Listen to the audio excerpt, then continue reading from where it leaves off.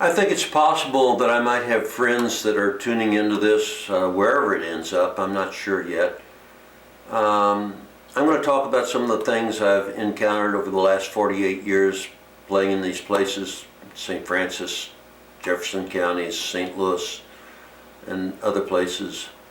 1962, I was playing at a place called Artesian in Herculaneum. I think Mr. Ravenscraft owned it at that time. And it was a pretty wild place. Let's just say it was a pretty wild place at that. Very entertaining. There were some great blues players that came in there. I remember sitting in with Albert King. My gosh, he'd hit one note on his guitar and it just like enveloped the entire room. He's a great player. And when I was a senior at Lindbergh High School, in '63, there was one day that President Kennedy was shot, and I had to play at Artesian that night. And that was no fun at all.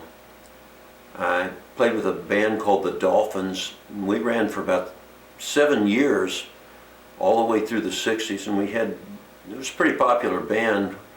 There were some special things we did with Walter Scott. He would come down from St. Louis. He sang for Bob Cuban. He sang The Cheater, and he would draw a huge crowd in St. Francis County and St. Genevieve, and wherever we brought him in, he would double the size of our crowd, and we had some pretty fun times.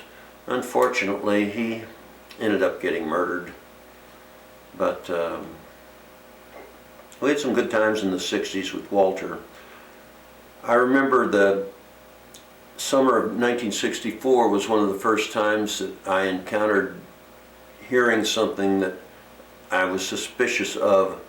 That was the explanation about whatever happened at the Tonkin Bay over by Vietnam. I had a feeling things were going to get worse, and they did.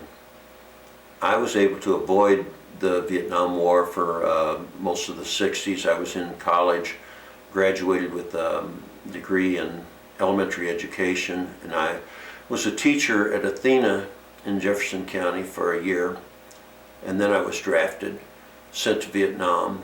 1st Air Cavalry. I was in the infantry out in the boonies for about 4 months, and then I auditioned for a band. And go figure. I made it into the band. I met Neil Larsen was in that band.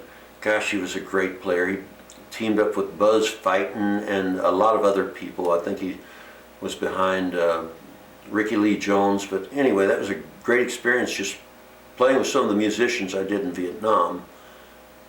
And when I came back, I played in a number of different bands in the '70s.